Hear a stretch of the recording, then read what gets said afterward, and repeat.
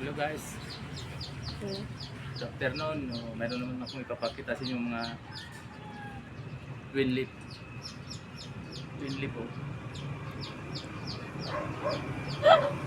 Ano nakikita? So yun o, dalawa.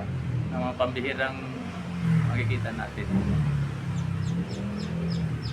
Ito yung mga unang pinapakita ko sa inyo last year. Last year to nakita ko. So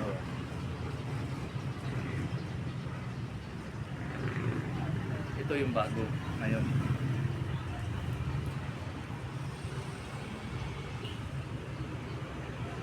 Punong kahoy ito dyan. Ako lang yung kahoy. Kanina ko lang nakita.